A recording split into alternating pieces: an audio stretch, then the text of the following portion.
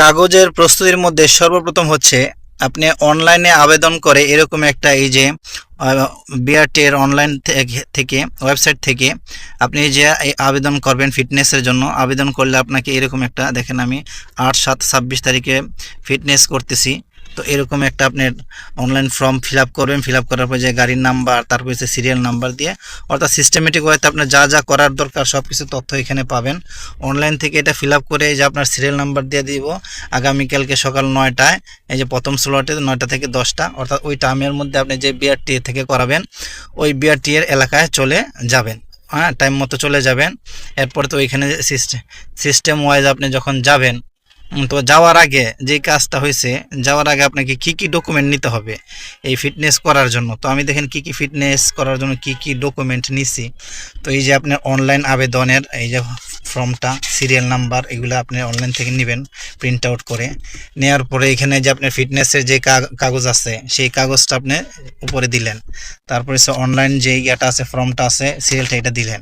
তারপরে সে আপনি ব্যাংকে গিয়ে এটা টাকা পয়সা যা জমা দিয়েছেন, জমা দিয়ে যেটা জমা রিসিট আমার এই যে 2026 সালে করছি, এখানে 25 আরও আনুষঙ্গিক কিছু আছে। হ্যাঁ, মোট 35,595 টাকা খরচ হয়েছে।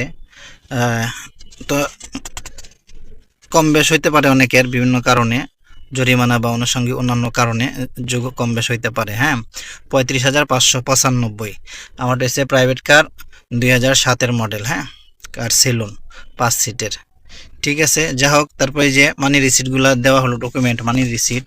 তারপর হচ্ছে আপনার ট্যাক্স টোকেন, এবং ট্যাক্স টোকেনেরও মেয়াদ থাকতে হবে। হ্যাঁ, রানিং ট্যাক্স টোকেন যেটার মেয়াদ আছে এখনও পর্যন্ত, পর্যাপ্ত মেয়াদ আছে ট্যাক্স টোকেন। আচ্ছা, ট্যাক্স টোকেন। তারপর হয়েছে আপনার এই যে সিএনজি টেস্টের রিপোর্ট, অর্থাৎ আপনার সিলিন্ডার যে রিপোর্টের টেস্ট করা আছে এই রিপোর্টটা জমা দিতে হবে সিলিন্ডার টেস্টের ফিটনেস করতে গেলে।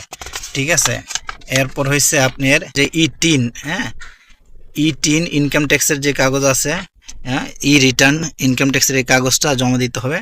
জমা দিয়ে সবগুলো হয়েছে একসাথে ফাইল আপ করে যে আপনি এরকম রেডি করে রাখলেন।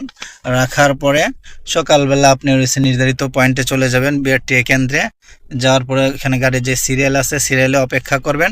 সিরিয়ালে অপেক্ষা করার পর ওদের লোক আসবে, লোক আইসা গাড়ি স্টেপ বাই স্টেপ সিরিয়ালে কি করতে থাকবে, ভিতরে নিবে, পরীক্ষা করবে। তো আপনি এইভাবে ধাপে ধাপে কি করবেন, এগিয়ে যাবেন।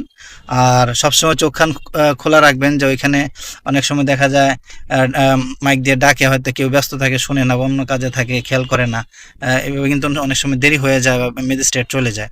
তাই বিআরটি আসলে এই জায়গাগুলো খুবই ক্রিটিক্যাল জায়গা, জটিল জায়গা, আর দালাল টালাল ভরা থাকে। তো এগুলোর বিষয়ে খেয়াল রাখবেন যে আপনারা অনেক টানাটানি করবে, যাতে আপনার সব কাজ একেবারে করে দিবে, এন করবে তেন করবে। সবসময় চেষ্টা করবেন নিজের কাজ নিজে, একটু কষ্ট হইলেও বা সমস্যা হইলেও নিজের কাজ নিজে করবেন। হ্যাঁ, তাইলে ভোগান্তিটা কম হবে। তো সিস্টেম অনুযায়ী আপনি চলে যাবেন। আর যাওয়ার পর এখানে বাকি কাজ যা করার আপনার করা লাগবে না, ধাপে ধাপে এগিয়ে যাবেন। খালি একটু চোখ কান খোলা রাখবেন, এবং সামনে পিছনে দু একজন লোকের সাথে কথাবার্তা বলবেন যে তারা কি কাজের জন্য আসছে, ফিটনেসের জন্য আসছে কিনা। যদি ফিটনেসের জন্য আসে তাহলে তো তাদের সাথে কথা বলা, তারা কি কি ডকুমেন্ট আনছে বা আছে, এগুলো একটু যাচাই বাছাই করা, বা তারা আগে যাইতেছে কি না, কেমনে যাইতেছে, মানে তাদের সাথে একটু খেয়াল রাখা, খোঁজ খবর রাখা।